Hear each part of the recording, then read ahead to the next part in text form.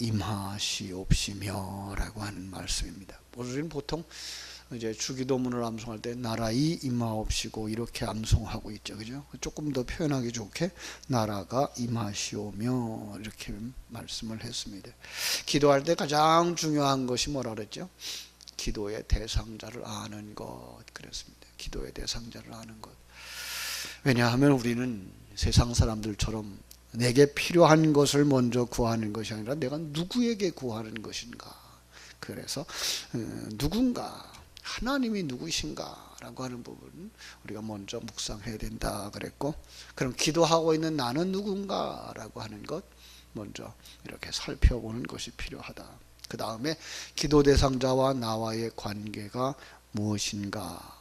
그래서 하늘에 계신 우리 아버지라고 하는 그 아주 짧은 문구 속에 하늘이라고 하는 단어, 초월적인 존재고 이 세상에 속하신 분이 아닌 그런 하늘에 계신 그건 초월자죠. 창조자죠.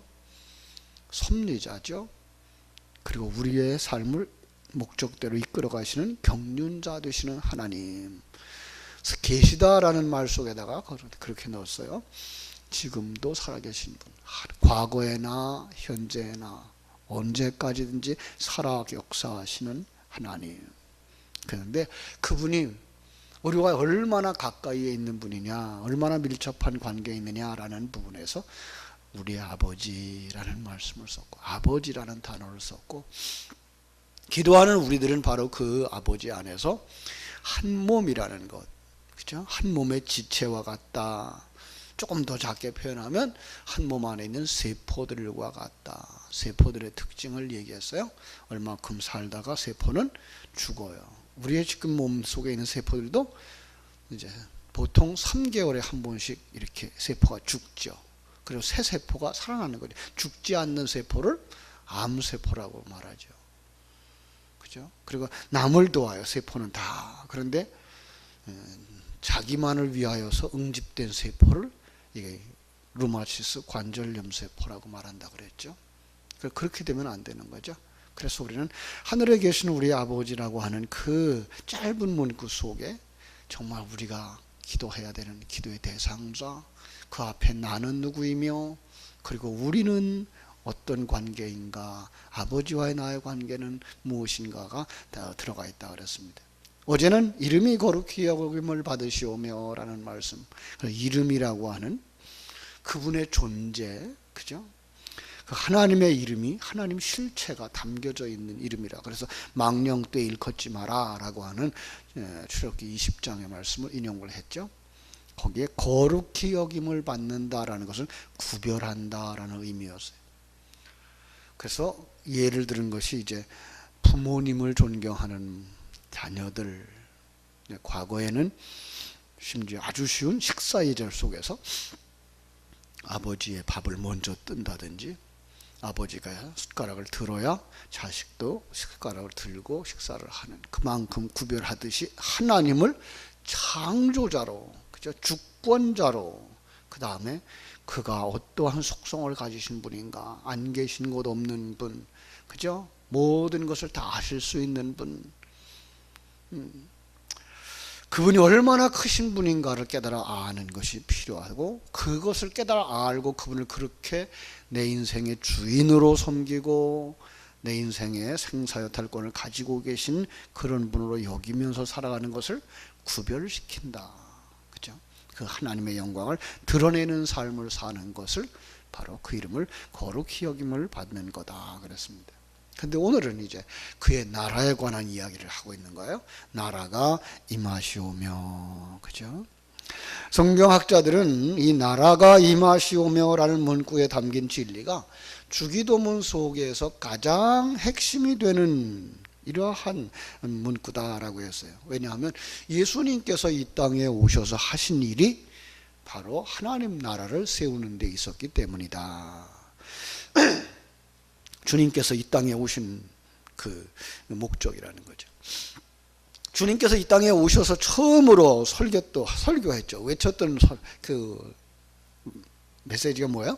회개하라, 천국이 가까웠느니라. 그죠? 그래서 예수님을 사역하면서 가장 먼저 강조했던 게 하나님의 나라고, 그런가 하면 그분이 사역 속에서 강조했던 것이 우리가 잘 아는 마태복음 13장에 나오는 비유 속에 나오는 하나님의 나라들이고, 그런가 하면 그 십자가에서 죽으시고 부활하신 다음에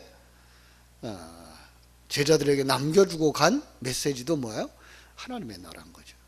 일평생 관심을 가지고 메시지를 증거하셨고 그 일을 완성을 위해서 일하시고 지금도 우리 가운데서 그 메시지를 전하고 계시며 그 일의 완성을 위해 일하고 계시기 때문에 하나님의 나라가 바로 이 주기도문의 핵심이다, 이렇게 말하고 있는 거죠. 여러분, 하나님의 나라라고 하는 개념 먼저 생각해 볼까요? 나라라고 하는 것, 일반적으로 국어사전은 그렇게 말하죠. 일정한 영토를 보유하며 거기 사는 사람들로 구성되고 주권을 가진 집단을 나라라고 한다. 국가의 3요소란 말로 말하면서 영토, 그리고 국민, 주권이다, 이렇게 말하죠. 성경은 이걸 그릇을 삼아서 보이지 않는 하나님의 나라를 우리에게 그려주시고 있는 거죠. 그래서 헬라어에서는요, 이 바실레이아라고 하는 단어를 주셨는데, 이것은 하나님의 나라인데 이것이 왕권이라고 하는 그런 단어의 중심을 이루고 있어요. 왕권, 왕의 통치, 왕의 주권을 의미한다. 특별한 영토가 아니라 하나님의 주권, 주인인 거죠. 주인 되시는 거죠. 우리는 그 앞에 뭐가 돼요? 종인 거죠.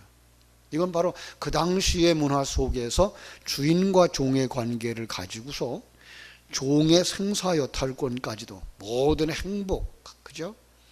생사화복을 주관하고 있는 분이 누구예요? 주인이에요. 우리들의 화복을 다 주관하시는 분이 하나님이시더라는 것을 인정하는 그 사람들이 뭐예요? 하나님의 나라. 그렇게 살아가는 사람들의 그 인격, 그 사람들이 살아가는 삶의 환경, 그게 다 뭐예요? 하나님의 나라. 그래서 금방 찬송한 것처럼 그런 사람들은 뭐예요? 궁궐이나 초막이나 그 어디나 하늘나라, 이렇게 말씀을 할 수가 있는 거예요. 그죠? 하나님의 나라는 그러니까 이 시간과 공간 세계 어느 한 곳에 세워지는 것이 아니에요. 많은 사람들이 이스라엘은 하나님의 나라, 그 주변 국가는 이제 사단의 나라, 이렇게 생각하고 있고요. 그런가 하면 어떤 사람들은 이 공산주의 국가는 사단의 나라, 그리고 민주주의 국가는 천국, 이렇게 생각을 하고 있는데, 아니요, 절대로 그렇지 않습니다. 이 세상 어떤 나라도 사실 천국을 보여줄 수 있는 나라는 없어요. 그래서 이스라엘 나라의 역사를 쭉 설명해 오면서 부분 이스라엘 나라의 어떤 부분들을 천국에 이렇게 묘사하기는 합니다만은, 그렇다고 해서 이스라엘은 하나님에게 속한 나라, 그 주변 국가들은 사단에게 속한 나라, 그렇지는 않아요. 이것은 더 작게 여겨서 예수 믿는 사람들은 천국 백성, 그죠? 예수 믿는지 않는 사람들은 다 지옥 백성, 이렇게 말할 수 없는 것과 같은 거죠. 우리 속에도 뭐가 있어요? 옛사람이라고 하는 부분이 있어서 하늘에 속하지 않은 부분이거든요. 이것을 벗겨버리고 하늘에 속한 부분만 완성시키려고 하시는 분이 하나님인 것을 알아야 되고, 이 옛사람의 속성이라고 하는 건 아직도 우리 몸에 붙어있기 때문에 불신자들에게 있어서 우리와 비교할 때 다를 바가 없는 부분들이 우리 속에 아직도 남아있다는 것을 인정할 수 있어야만 되는 거죠. 누가복음 17장에 가보면은 그래서 바리새인들이 예수님에게 다가와서 이렇게 물어보죠. 천국, 하나님의 나라는 언제 옵니까? 그랬더니 예수님이 뭐라 그래요?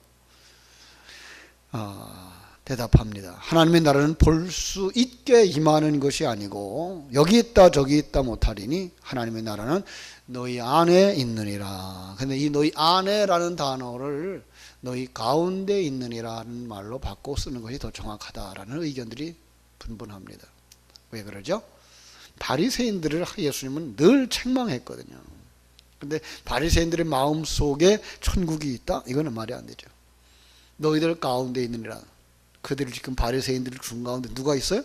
예수님이 계셔요. 그죠? 그러니까 예수님이 이 땅에 오셔서 천국을 계시해 주는 계시의 도구로 사셨던 것을 우리는 알게 되는 거죠. 그렇습니다. 예수님은 그럼 어떻다는 얘기예요? 온전히 하나님의 통치를 받는 삶을 사셨다라는 거죠. 네. 이걸 갖다 뭐라 그래요? 심령의 천국을 가진 자.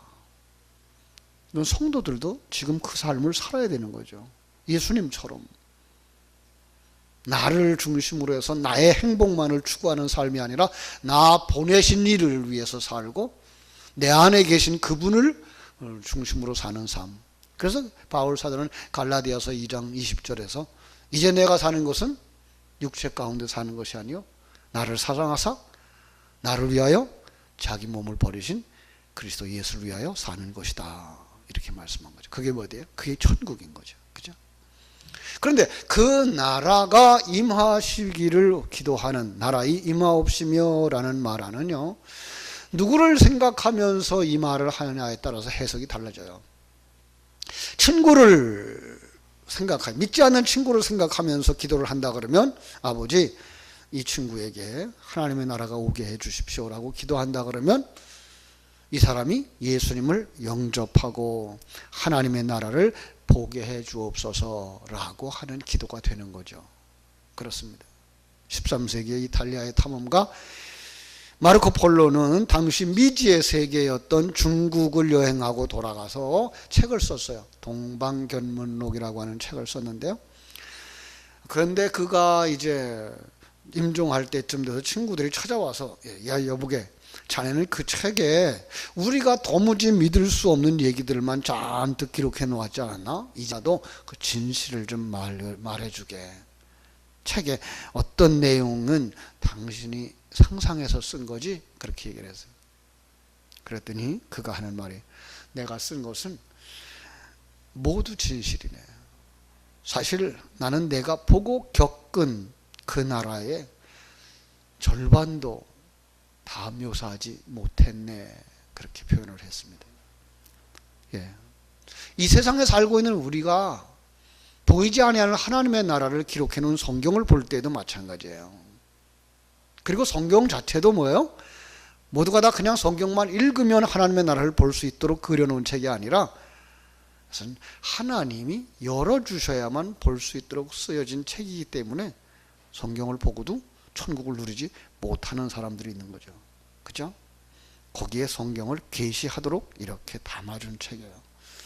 그래서 오늘날도 많은 설교자들도 그 보이지 아니하는 천국에 대한 그 소망을 가지게 하고 그 나라 백성으로 준비되어지게 하게 설교하지 못하는 이유 중에 하나가 성도들이 그걸 따라오지 못하고 있기 때문에 그 부분을 강조하지 않는 경우도 왕왕 있는 거죠.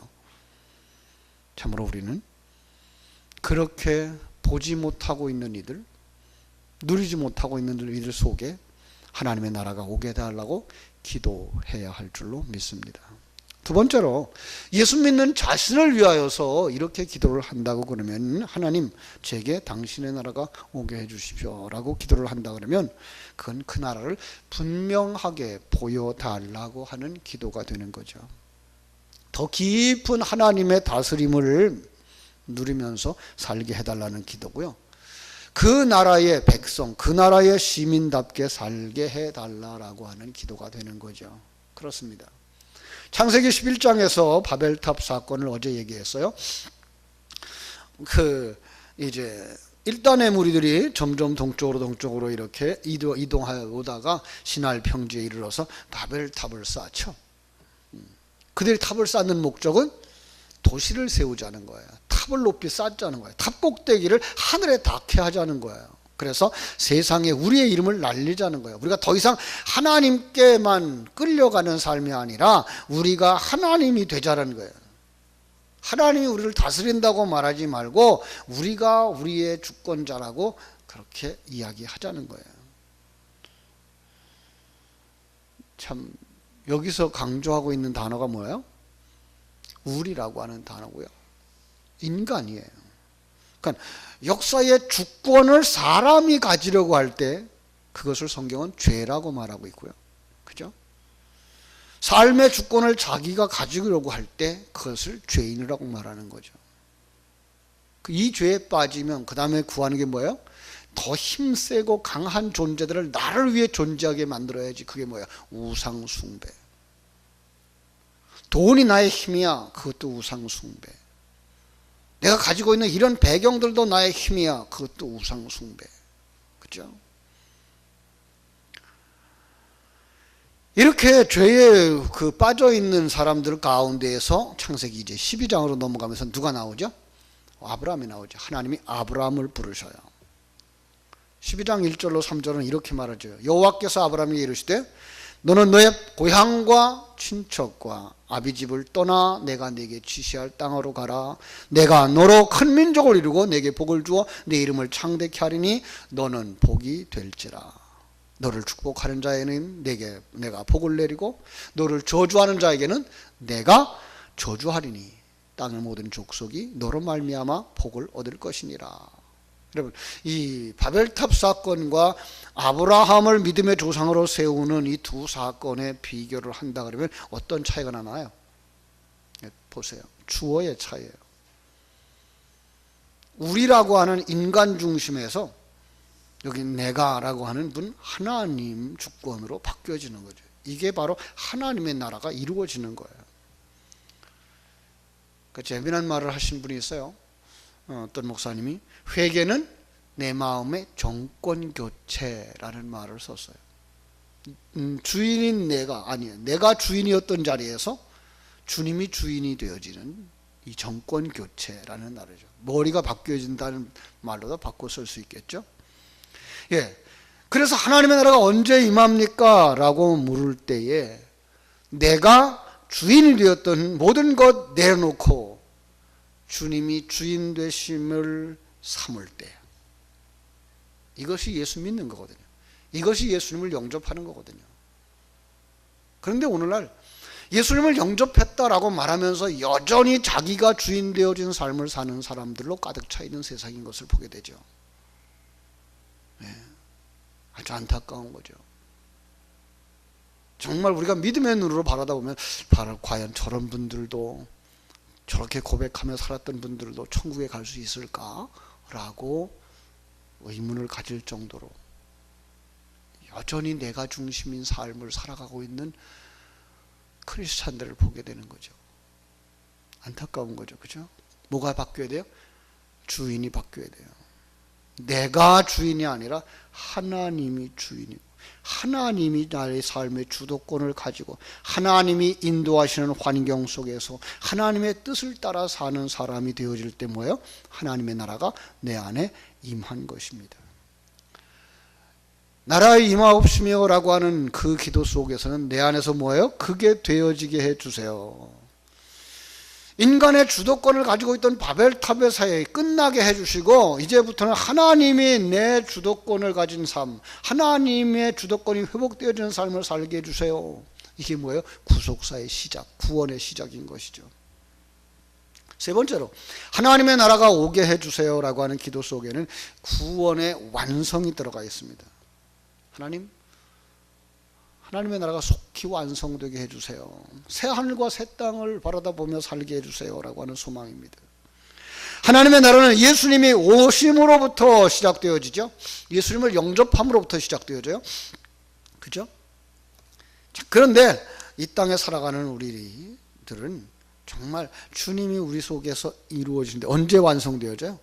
이 세상의 옛사람을 다 벗어버리고, 예, 하나님이 주신 그곳에서 천국을 누리는 삶을. 그런데 우리 속에 옛사람이 항상 이것을 무너뜨려요. 그러면 그때마다 어떻게 돼요? 주님께로 돌아와서 아이고 또 내가 주인 노릇했네요. 용서해 주세요. 그 삶을 우리는 끊임없이 살죠. 그러다가 이 세상을 떠나서 하나님의 나라에 갈 때 우리는 정말 하나님의 나라를 소망하며 살았던, 하나님의 완전한 통치가 이루어진, 그분을 온전히 왕으로 모시고 살아가는 그분의 안에 있는 피조물로서의 삶을 살아가게 해달라는 기도, 그렇습니다. 그래서 하나님의 나라가 오게 해 주십시오 라고 하는 기도는 내가 하나님의 아들로 완성되게 해주세요. 내가 정말 그리스도의 신부답게 완성되게 해주세요. 나를 정말 성전으로 완성되게 해주세요 라고 하는 소망의 기도가 되는 것입니다. 우리 모두 다 이 새벽에도 그 하나님의 나라를 내 심령 속에서, 내 가정 속에서, 내가 머물고 있는 직장 안에서, 교회 안에서 누리면서 살아갈 수 있도록 기도하는 여러분들 되시기를 주님의 이름으로 축원합니다. 기도하겠습니다. 하나님 우리 아버지, 하나님의 크신 은혜와 사랑을 감사하고 감사합니다. 주님의 기도 속에 담아주신 놀라운 하늘나라, 그 하나님과 나와의 관계, 아버지 하나님의 이 새벽을 묵상하면서 우리가 다시 한번 하나님 진정한 신앙이 무엇인지 다시 묵상하게 하시며 하나님이 얼마나 크고 놀라우신 분인가를 묵상하며 그 하나님의 은혜 속에서 살아가는 자들의 풍성함이 무엇인지 알며 우리가 살아가고 있는 이 세상이 어떤 곳인지 알고 여기서 우리가 어떻게 완성되어져야 갈 것인가를 깨달아 알기에 아버지 하나님, 하나님의 나라가 내게 이루어지게 하여 주옵소서. 하나님의 나라가 나의 친구에게도 이루어지게 하여 주시옵소서. 그리고 그 하나님의 나라가 완성되게 하여 주시옵소서라고 기도할 때 아버지 하나님, 우리의 심령이 정말 하나님의 나라로 쭉 떠오르게 하시고 하나님의 나라로 쑥 들어가게 하시고 하나님의 나라를 마음껏 누릴 수 있는 평안과 그리고 감사와 감격이 넘치는 삶으로 우리를 채워 주옵소서. 이 새벽에 그 기도를 드릴 때 하나님 정말 우리 속에 눈을 열어주시고 귀를 열어주시고 감각을 열어주셔서 그 천국을 누리는 자리로 나아갈 수 있도록 축복하시고 축복하여 주시옵소서. 예수님의 이름으로 기도하옵나이다. 아멘.